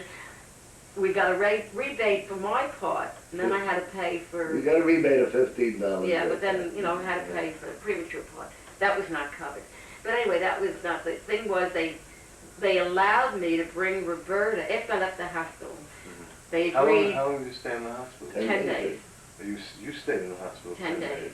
And you stayed 2 weeks. So you were there 4 days longer than I was. So in those 4 days, I was able to come in with Dad and Roberta. And she would see you and call you and make waves and stuff through a glass. Yeah. But I was allowed to hold you and to give you the bottle. By then already, you weren't taking the dropper anymore, you were taking the bottle. So I was allowed to give you the bottle. We had the breast in the house. Then we had a big... How long did you have to wait for the breast? You were over 5 pounds. You had to be 6 pounds. Oh, you were 5 pounds when we took you home. And at the month, exactly a month, you were 6 pounds, and we had this So very instead of a big week wristband. old, it was done after I was a month. I was a month old. Yeah, you had to be. So I left the hospital 2 weeks. 2 weeks. Then 2 weeks later, Later, I you already had the became 6 breast. pounds. You were already 6 pounds. And you started getting fat as a horse. And- We had to take you to the doctor to call you off. Oh, no. Yeah, We took you to the doctor because you were too fat. No, we took... No, took you it's to so the- wrong. No, I remember them. No, we my went- early memory no. was just of eating the same thing. Dr. Newman went into the army, and I got a pediatrician, and Dr. Perlman, who was one of the best pediatricians. He was on Bay Parkway in 78th or 79th Street. And the reason for that also was because you were a premature baby, to make sure that you were getting all the right food, the right... and by a year old, you were caught up to in weight. In other words, you tripled your weight at a year, the same as every baby, in the right ways. You never, at that point, had it. There was no problems of any kind. But as you were getting older, you were a very hungry baby. It wasn't that I was just pushing food. You wanted food. Unlike Roberta. Roberta, I pushed food. She was not into eating a lot of food. I was pushing. With you, I wasn't pushing. You wanted to eat. You're always hungry. I'll never forget when you were, I think you were about maybe 4 or 5 years of age, and we were in Shirley's house. And we had just come from our house, and we had eaten. And Jack was the funniest character. He was really funny. So he says to Shirley, put up the coffee. He always said, put up the coffee. So she'd move herself. I mean, Shirley was easy going. There was no hurry for anything. Put up the coffee. So she goes to put up the coffee, and you saw, I think it was a box of cornflakes or something. You said, can I have some of those? You know, and Jack says, give the kids something to eat. I said, wait a minute, he's not hungry. We had just gotten through eating. But, you saw the box, and you wanted it. So he got all shook up, but he carried on. Shirley, get the box of cornflakes. She took it down. Yeah, he took cornflakes. I mean, there's some things that just stick in your mind. He made a whole project about the cornflakes. No, but you were a good eater. You were a very good child. You ate and slept. You slept a lot. You ate well, but you played a lot too, despite the fact of it. I don't remember. I just remember until I No, you don't When remember. you went to school, you used to take the carriage But out you of come it. home from school. When Ira was born, you wanted to be a baby again. Your carriage, Yeah. you used to take the carriage out of the basement. You would get go down the climb in basement it, and pull up this heavy carriage. It was a very heavy carriage. big carriage, You'd climb into it. lay and down in 2 minutes. You were fast asleep. But you were. I think of the three, you were the easiest. Really, the easiest. I still am. Yeah. Ira was a kid. When Ira gave birth, she When we gave gave birth birth to Ira, was another. We waited till about 10 minutes before she got to the hospital because we went to my sister. Pearl lived opposite the Maimonides hospital. By that time, I couldn't use Dr. Newman because he was the only. So we used the doctor that delivered all of Dad's sisters and brothers' children, Dr. Margaretin. And he belonged to the Maimonides. It wasn't called that. It was called the Israel Zion Hospital. So it was right opposite where Pearl lived, Dad's sister Pearl. So when I started getting very bad labor pains, and it was like 5 minutes between them, is when we called, first we called Wexler. Welcher. Yeah. Then Welcher. He had said, anytime, call me. So we called him, and he came. And then we went to Pearl's house. And when we were sitting in Pearl's house, we were timing, the amount of time between the pains. Right. And about 10 minutes to 12, That's the only one I had very bad pains, but we said no. If I go then... 10 minutes to 12 at night or in the day? 10 minutes to 12 at night. And we figured out if I go then I'd be paying for that whole day. Then I'd be paying for that day. So we waited till 12, a little bit after 12, to go. And so they couldn't charge us for that day. And you're allowed 10 days hospitalization. well, we were allowed 10 days. 10 days In hospitalization. those days, you were 10 days on your You maternity. used to look forward to having a baby because you had a 10-day vacation. See, with Ira, they gave me, again, anesthetic. And, you were knocked out? yeah, I was out. So I was the only baby You were the only actually one got that to was see an born. accident. You were the only one that I... Well, she didn't see you born because they knocked her out as soon as you gave birth. No, they didn't. Didn't they? No, with birth they didn't. It was with Ira and with Roberta. Because that was my mom. No, but I would wake up and see. Now, even with Ira, they handed me Ira in my hand. I was awake, but I was like semi-drugged. But I knew that it was a boy, and I held him, and I saw him, and then I went to sleep. No, I'm sure. Yeah, I'm sure that after Roberta was born, you wanted a boy. Oh, I'll tell you, I left out a part. I wanted a boy, definitely. But what happened was, while I was pregnant with Roberta, I carried all in the front. I was as straight as I am in the back. Nothing. You never know I was pregnant. I didn't get bigger in the bust, nothing. I was just stomach, and not that big. But everyone that would meet me would say to me, you're going to have a boy. Everyone. There wasn't a person, whether it was in the house, but even the doctor said, oh, you're going to have a boy. So when they told me that I had a girl with Roberta, I wasn't disappointed, except that I said, no, but everybody said it was a boy. The best part of all is, And then the doctor said, wait, Dr. Newman said, not only is she a little girl, but she looks exactly like you to me. And I said, oh no. I mean, I didn't think it was, that great. Clara was in the kiddies line at that time, and she screwed me up by having a girl in because all the people that she did business with was a Thanksgiving Day bris. She would have a big bris there. Oh, he was, yeah. I went to a football game. Oh yeah. And then I was very angry at Dad because she was born on Thursday. And the following Thursday, we didn't know that everyone that was in the hospital and their spouses were getting a big Thanksgiving dinner. So Dad, every night he came, to see me. That Thursday night he didn't come. Thursday afternoon I didn't Oh, come. was it? Thursday night he came. Thursday afternoon I went to a football game. Oh, it was in the afternoon. Whatever. That Thursday was a big Thanksgiving dinner. Lunch or whatever it was. Emmons Field. There used to be a baseball football game at Emmons Field. Well, anyway. Who was playing Emmons Field? You used to have the Brooklyn Dodgers football team. No, baseball or football? Football. It was the Brooklyn Dodgers football team? In November? Yeah, for sure. In November's football. But the Brooklyn Dodgers were baseball. No, Brooklyn Dodgers was a football team too in Emmons Field. Ah. That's before they moved away. No, that was baseball, Dodgers. November was football. Like the season, Thanksgiving is football time. Football. It's football. I know, but I don't think that was the name of the... The Brooklyn Dodgers. They were Brooklyns, whatever they were. It's like the Dodgers. Anyway, so, I don't remember if it was afternoon or the evening, but anyway, he missed his big Thanksgiving party. Yeah, that was there in the evening. I came in the evening. And yes, I must tell you, I left Wait, this that's out. Roberta then? That was with Roberta. But I had very nice nurses, the head nurse and all. I was a very easy patient, and I was feeling great, so I would get out of bed and do things for myself, even though everybody else would stay in bed for 10 days. So, I was hopping around, wanting to help them. What could I do to help and stuff? So anyway, when I was leaving, and they were all saying goodbye to me, and the head nurse said to me, when are you coming back? And I said, 2 years, without ever even thinking. I said, I'll be back in 2 years. 2 years and 5 months later, I had the same nurse, the same head nurse, and all the nurses that were there when I had Roberta were there. And it was really, I didn't have the same room, but it was the same floor. It was the maternity part, and it was 2 years. Roberta, she would stand upstairs, and Roberta would wave to them downstairs. And yeah, we had outside the room was a balcony. So when Dad would pick up Roberta, that's why I said he was there every day picking you up from Grandma, and come with Grandma and you, and Grandma and Roberta, and come to see you, see me.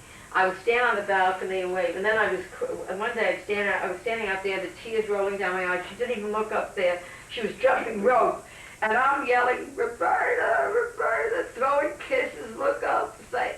She wouldn't look up. She was jumping rope. Her reaction to my being blown over. So there I was, the tears streaming down. And then with you would bring, when he was born, when Ira was born, I don't remember, you would bring the two of them by the window too, because I was on the ground floor. That's right. In Maimonides Hospital, we didn't have a balcony, but I was on the ground floor, the lowest level. And I would stand by the window, and because they wouldn't let the kids in, and talk to you, open the window and see every day. And not so big a difference. In Kaplan Hospital, my kids born, it was the same that when the first child was born, I slept in the van outside the hospital. Oh. And we'd spend the day with Smadar. And then when Bar was born, I brought with Reve, I brought Yahel, and we'd stand, also was on the first floor, and they also didn't let kids in. And even though just a few days, that time was only, then it was only 3 days. They didn't keep them that was so idiotic, 10 days in the hospital. Well, I think I understand it, because they didn't have the possibilities of just say giving antiseptic antibiotics if something happened. After 8 days, they let you dangle your feet. Right, but that was to minimize infection, because the consequences of any kind of infection complication are much greater. And I was healthy, and I had good births, and I had, Meantime, I was trying to do it. One other line of question. I'm going to give you a nap for an hour before. Take what? Right. What different jobs you had? She says another. First you were outside. I was an outside salesman. When you're first of all, All I remember. You wanted to be an accountant first, that was your... You went to St. John's after high school. Yeah, 2 years. And then there was the Depression. Yeah, more or less. And so the furrier business collapsed. No, that didn't appear with my age. My father gave me an ultimatum. I could either play ball, have a social life, go to school, and work. There's 4 things I was doing. What ball did you play? Baseball? Anything, all sports. I used to play all sports. He says you can't do all. You got to give either up your sports, or your social life, or your school. You got to give up one. So I gave up the school. But then then it was $50 a semester. It wasn't like a semester. So I mean, I always they never press you really for money. They send you a note in to your mailbox. Right, so your father was a furrier. Your mother didn't work. Dave was a painter. No, Dave worked in the first shop. No, Dave wasn't painter. Dave worked many in the years first shop later. then too. And Harry also? Harry was a substitute in the post office and trying to get a job in the post office. So you were a substitute until you got your appointment. As soon as you got his appointment, he got married. Okay. So he was in the post office. None of your sisters worked? They all got married? They all worked. Only men graduated high school. All the others graduated only elementary school. For the 8th grade, they could. Well, how did you get into this job? Pearl used to work for a newspaper, and Shirley worked for a newspaper. Rose was a milliner. She was in the millinery line, yeah. Milliner. And Lily used to work for me. From out of school, she got a job at Macy's, and she worked there till she got married. Till she got married. Now, how did you find your way into selling shoes? Aaron used to be a shoe salesman. That was Lily's husband, her first. So Lily's first husband. he sent me to a place, to a store there that needed help. No, I used to work Saturdays in the shoe store. Saturdays. Where you were going to school? I think when I graduated school, I don't know where it is. Before when I was going to school, I used to work there Saturdays. And after I got out of school, and I used to work for my father. Then got slowed, and I got jobs as a shoe salesman. Then I got a job How did you just get the job? You went in the shoe market. I went like Reed and Duane Street. All the shoe dealers, At that time, there was a shoe market there. So I used to go there. I got a job as a stock boy, $12 a week. So I worked there for a couple of years, and then I started going out selling, and I started being an outside salesman. So it was, whose husband is Aaron? Lily's first husband. Dr. Newman, You know Dr. Newman that we used to use, that was his brother. Aaron was his the brother, doctor his older died brother. at 42, and Aaron died at 42. They both died at the same age of a heart attack. Right, so, okay, so Lily, her husband was Aaron, he worked in he was a shoe salesman also? Yeah. An outside salesman or? No, he was a retail salesman. Huh. And then he So he got you a job working on Saturdays? Yeah, he sent me to somebody that he knew, somebody Okay. he was working there. And then, so then you had some experience. Then when you decided to quit school, I was working for my father. right, Then and then it when you got went, slow, but then it was seasonal work, and it got slow, so I went out and got a job in the shoe store. through him, or then you got it by yourself? Myself, I was As a retail shoe store? in retail. And The stock, what was the stock boy? That was the, shipping play. that's the I first paid job. big $12 a week, yeah. And then I went to work, then I was working for my father. So you go back and forth between, in the off-season, to be a shipping clerk, and other time working for your father? You worked both at the Yeah, same time? I did that. I worked in this place there for $12 a week. And then my father got busy, so I quit that job and I went to work in my father's place. And that's when I was going to school. And then I got still in my father's place, and I went in the neighborhood too, and I got another job as a stock place, shipping place. And eventually I started going out selling for that company. But you never liked the retail, you always liked the wholesaling. Well, I like the wholesale, but Why? What was you? He'd go in one movies to another. well, you He could do. do, his own thing, right? I mean, that was what it, he didn't never like the retail. The idea of being free to make He was free to do it. Like one time I was out selling, And I used to go as far as Niagara Falls. It was a lousy trip. It was no business. It was like You in must between remember seasons. that trip. He brought you back something that you always liked. A canoe. It was the middle of the season, and He wasn't doing any business. I didn't do business, didn't do much. I get up as far as Niagara Falls, and I checked in. I had the hotel. I checked into the hotel, in a restaurant. I had my dinner. It was about 8 o'clock at night, 9 o'clock at night. I said, shit, what do I have to spend money in a hotel for? So I canceled my reservations. I drove home all night. Took 12 hours. I left at 8 o'clock, so I got home at 8 in the morning. Then there was a different driving, you know. But he bought something. Yeah, it was when he I bought remember once you went to Chicago. Yeah, that's when I worked for a that company. he worked there. for a company in Chicago. I used to go to Chicago. A couple of times I went there. I remember there was some crazy time I asked you to bring me a German Luger. Somehow, you remember this? I had the idea. At that time I was very angry at Ira. You were going to shoot him? I guess my association with Chicago was where all the gangsters were. I guess. Yes. All the gangsters. And, I know where you get guns, and I asked you to bring me a real German Luger. And I thought you would, and you told me you would, and I was sure of it. Well, if I knew you'd shoot Ira, I would keep on. That's 2 bullets, one for the Ira, one for you. Well, all right. I'll tell you something about myself. I started school at the age of 4 at home. It wasn't school. My father would teach me how to read and write, and at that time I entered the hospital to have a tonsillectomy, and the nurses were sitting around reading a newspaper, and I saw the comics from the news. I followed them until I was married. I read every comic. But anyway, that's besides the point. So I said to the nurse, I had to stay overnight in Bellevue Hospital, and I said, could I have the comics? So she gave it to me, and look at the picture she figured, and I started to read sort of out loud, reading. They all turned around, and she looked at my chart, and she said, wait a minute. She said, how old are you? And I said, 4. And she said, how could you read like that? I pronounced my words very well and all.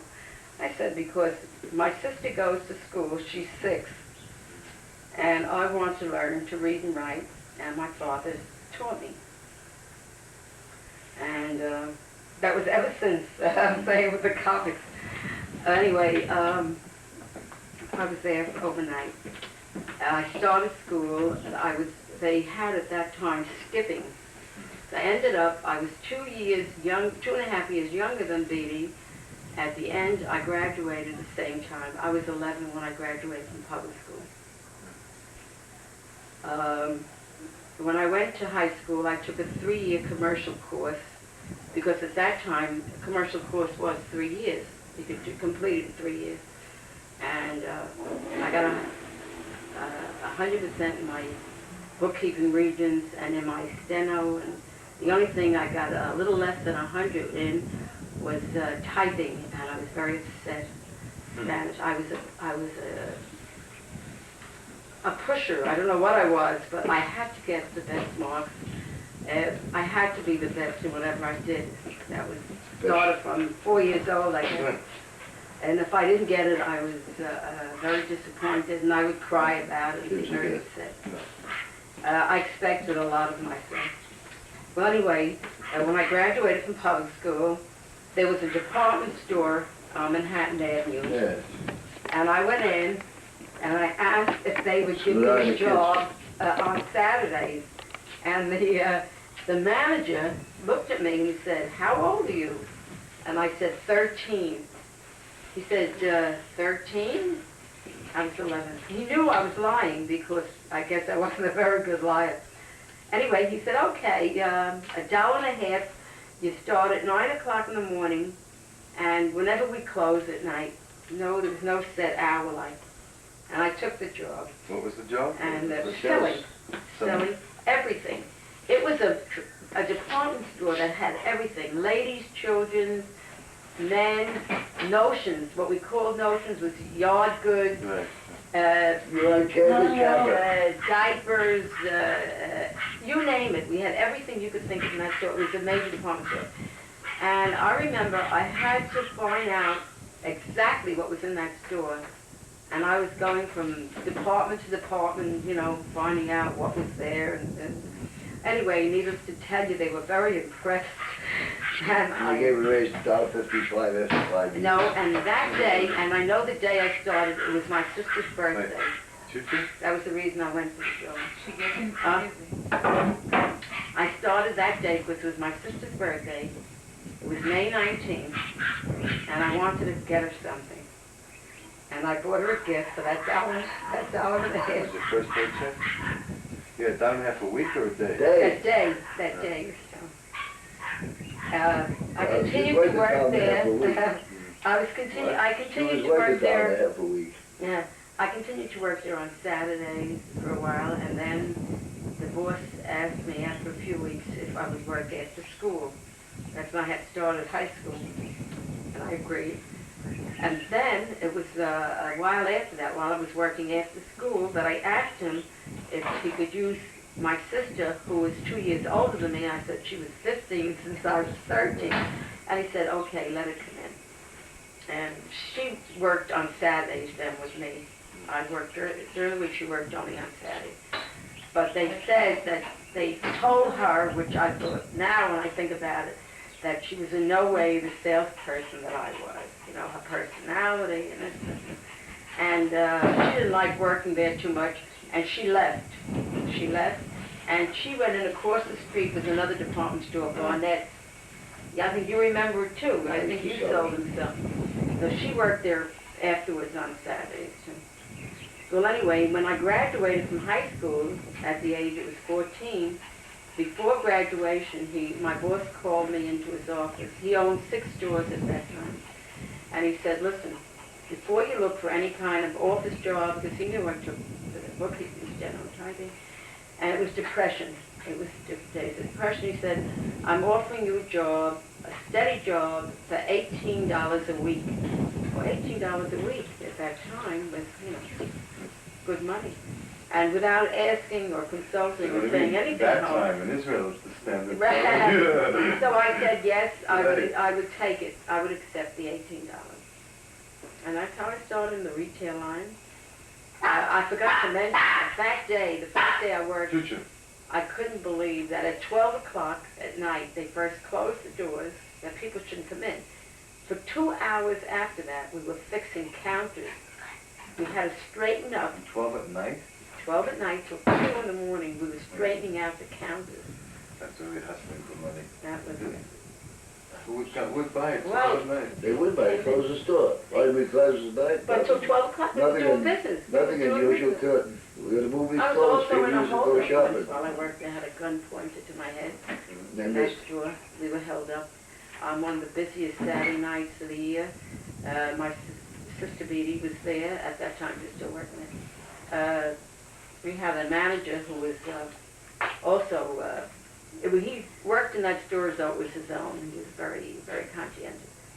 So he was there, and we had all in all, about 9, 10 people working there.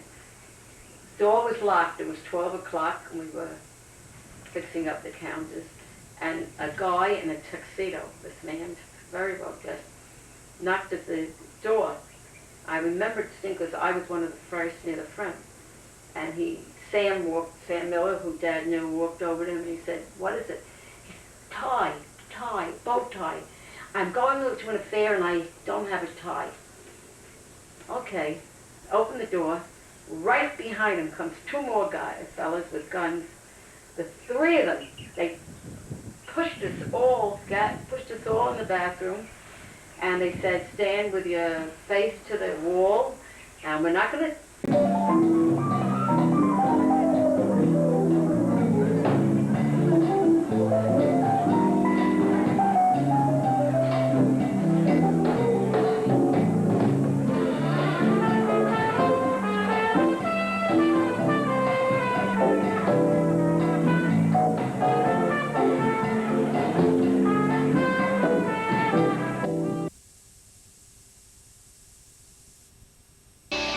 Make the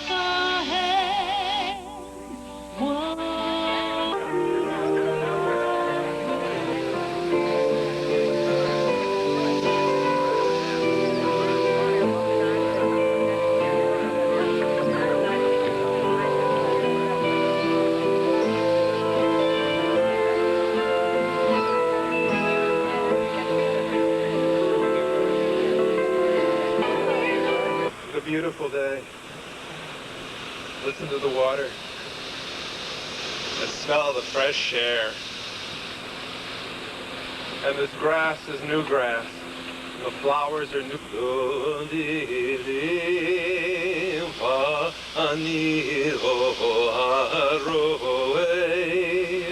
Bashoshanim Dondilim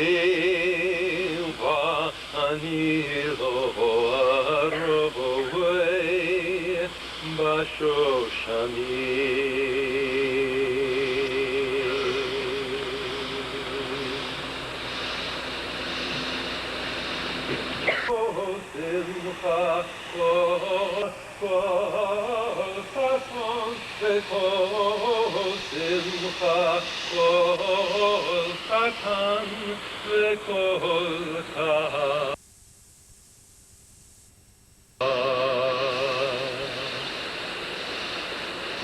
Be joyful, beloved friends, as Adam and Eve in the Garden of Eden. Be united in joy.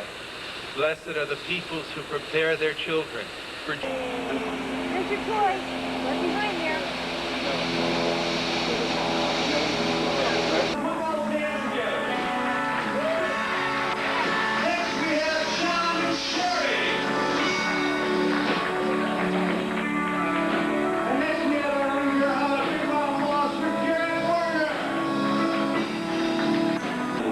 Is there one there? See a knife there? Sure, there's a knife.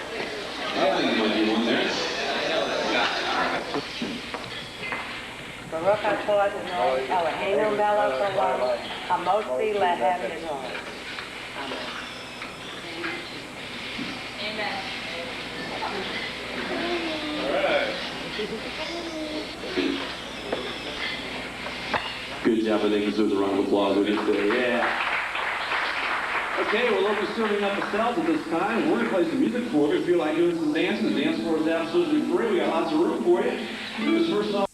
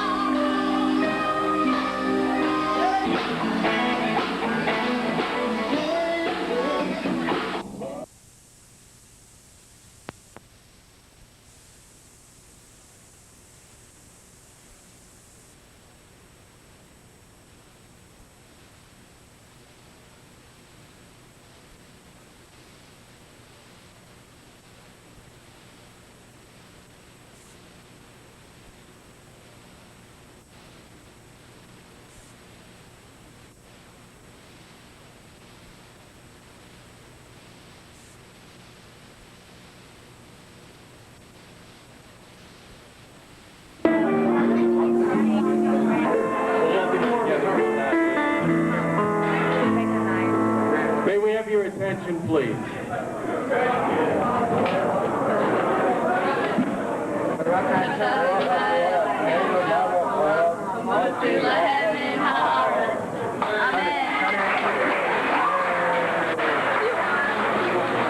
Grandpa, look at these.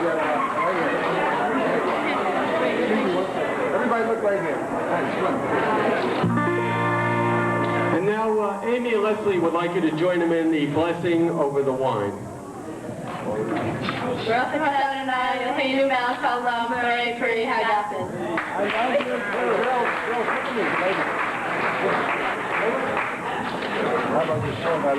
Thank you very much. Now you'd have to help us with one more piece of business. We're going to ask Michael to light all the candles on his cake, and we're going to ask you all to help us out. After he lights all the candles, we're going to count backwards from 5 to 1, at which time this table is going to join us in singing the third verse of the national anthem. Are you ready? It's not so bad. They have to do Hatikva. All right.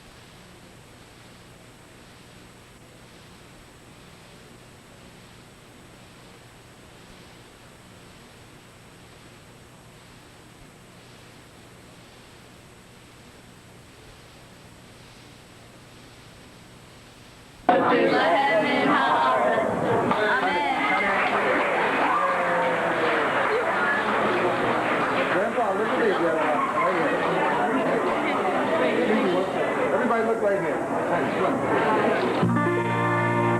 And now, Amy, let's...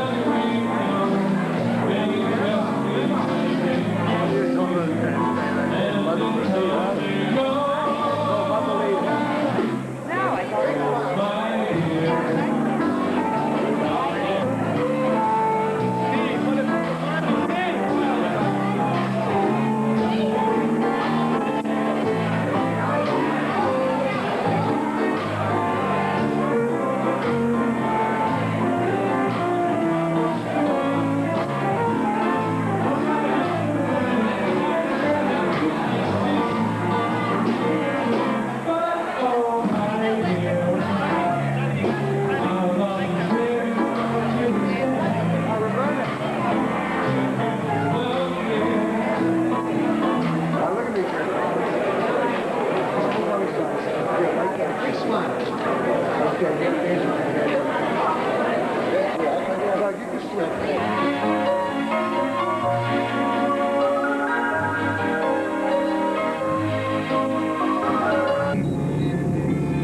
you know. It is a bunch of men, it is by now. Hello, Dad. They took so long. Well, getting on the bus, getting off. Check good.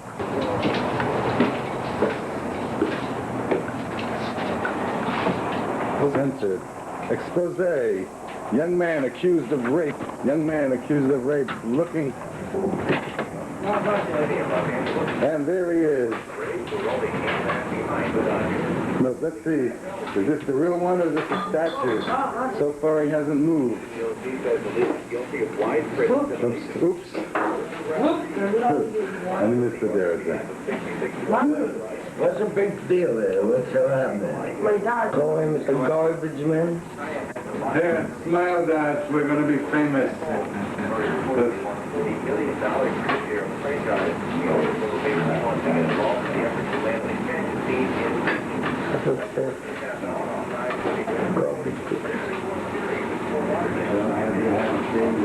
A lot of driving, a lot of misdirection. We travel through the Everglades. Hi, good. Get Clara. As the son takes care of the garbage, it can't be done all his life. Here, wait a minute. Last, that's it, good for us. The garbage man. Yeah, 1 minute. I am the garbage man. Dad didn't even ask me. All my life I was just take out the garbage. Greeting, this is for the camera. No, it does happen. She does laugh, she does smile. How was your day? Life is not, didn't end in Florida. How was the day? A lot of driving, You don't want to go over? Not yet. Close with over. Get Bob.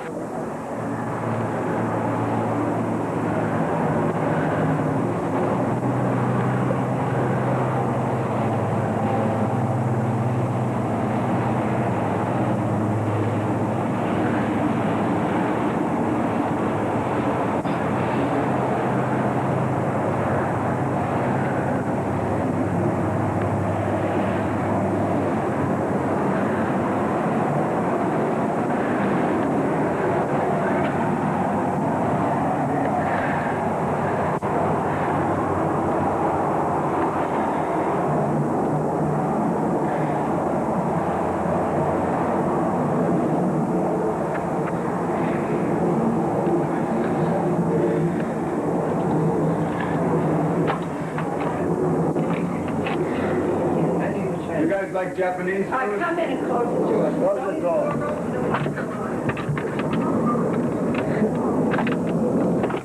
Come on inside with the camera. Put the camera. Without the flies and mosquitoes coming. No. You want, I tell you what you could do. If you want them to have Chinese, you can bring it. No. Let's go where you like. You know all the places. I don't. We don't eat out. I cook every night. I don't So eat where's out. the place for that to you? You speak English. What do you want? Oh, you want to go there? What do you want? How much does you want Chinese? What? How much does you want Chinese? No, that's the one. Well, you saw the place, I will get back, the bathroom and the kitchen. First, I wanted to throw up everything I So ate. where So dirty. do you want to eat? All of them. The show, the licenses are open. How much time do you have? Well, we gotta get there before,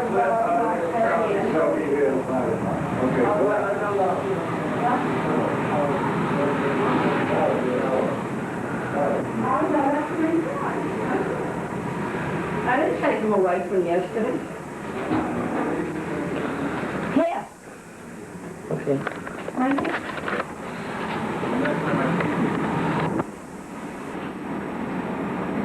Now, many have argued, having never in their life received, or hardly ever in their life received a letter from Milton, that maybe he can't write. Now, that can be discussed in various circles, because some of us can recall once in a while getting a letter. But here is the absolute incontrovertible proof, here on videotape, that he can read. But Yes, sirree. Because this was a paper that had no pictures.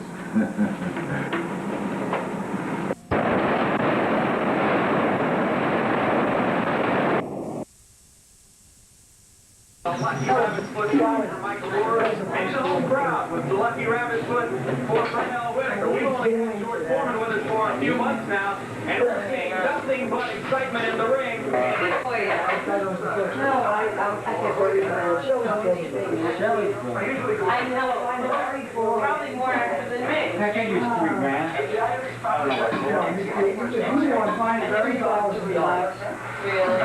And one more ticket, and it's one of them.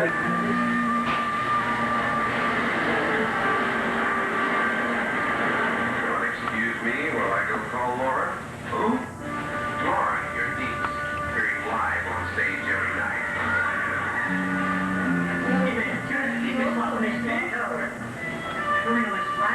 Don't let them shove you around. Bert, want some of the dog meat turkey? Do you know? Very